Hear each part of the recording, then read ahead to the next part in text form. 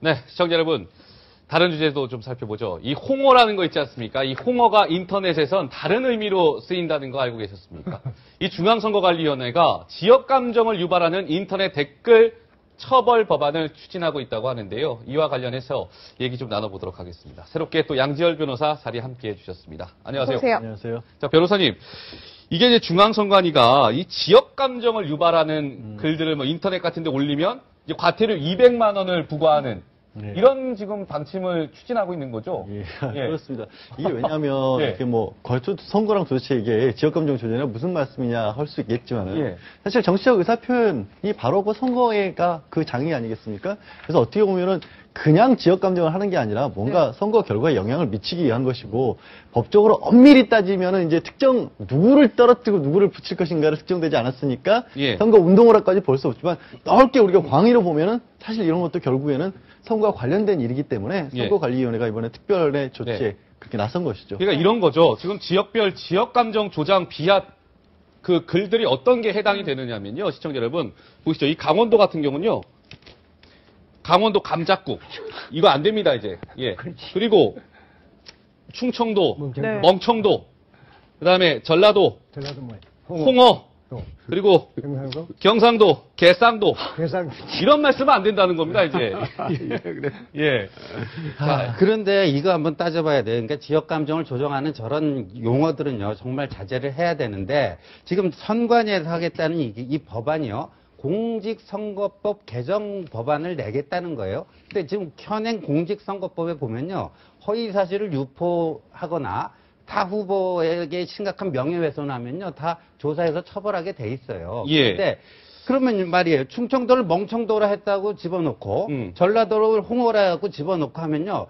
이게 뭐 안 걸릴 사람들이 상당히 많은 사람들이 걸릴 거예요. 근데 저 정도 가지고 과연 공직선거법상의 그 처벌을 받을 정도로 중재겠는가. 예. 그리고 저 정도는 우리 헌법에서 보장하는 표현의 자유 영역에 속하는 게 아닌가. 네. 그리고 저걸 운영하다 보면요. 네네. 만약에 선관위 안대로 이렇게 개정이 됐는데 어떤 거는 처벌하고 어떤 거는 처벌을 안 하고 이런 케이스가 생길 거예요. 예. 그러면 뭐 이게 또 공정성 시비도 일어날 거고요. 그러니까 야. 저거는 저렇게 어떤 법안으로 강제하기보다는 네. 성숙한 시민의식의 뭐 이걸 통해서 개선을 할 문제가 그러니까 아니라 예를 들면 신현님 같은 말씀 연장선상에서 만약에 어느 후보가 충청도를 멍청도라고 절대 하지 맙시다.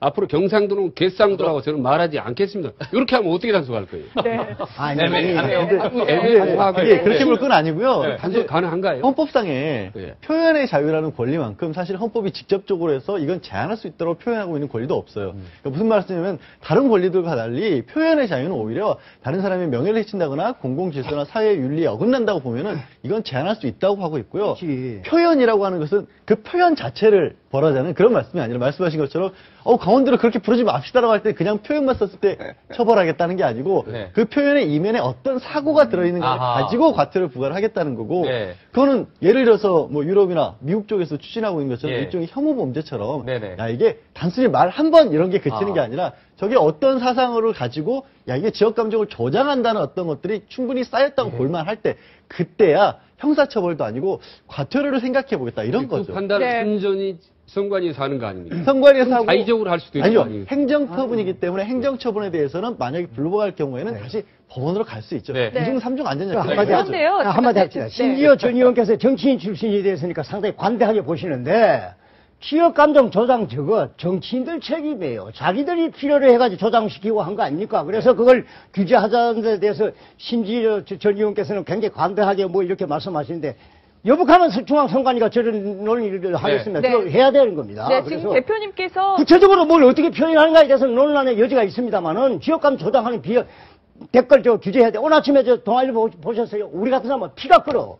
천안이 폭격 관련해서 아직도 유언비어가 말이야. 북한의 소행이 아니라고 주장하는 게 막 난무하고 있다는 거잖아요. 네, 지금 피가 끓어 죽겠어. 네, 대표님이 정치인 이야기 말씀하셨는데 사실 댓글만이 아니죠. 정치인이 과거에 이 지역 감정을 좀 조장하는 발언을 논란이 해서 됐던 사례가 논란이 되는 많죠. 경우가 있습니다. 이분 기억하실까요? 들어보시죠. 국민을 마치 홍어로 생각하는 이런 국민사기 쇼는 즉각 중단돼야 된다. 저는 그렇게 봅니다. 예.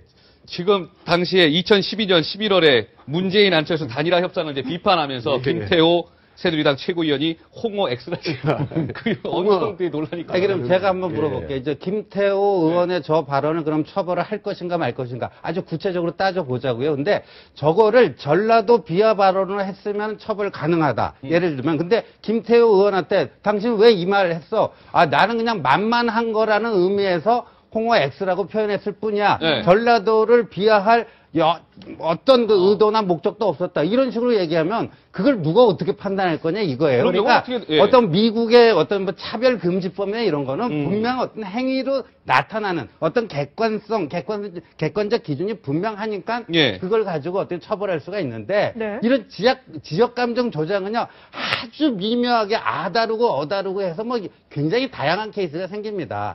이런 거를 법률로서 어떤 강제를 하려고 하는 좀 발상 자체가 그렇다고 해서 이게 그냥 과연 줄어들 것인가 오히려 더 변형된 형태의 예. 비아냥들이 더 나올 수도 있다. 그렇죠. 예.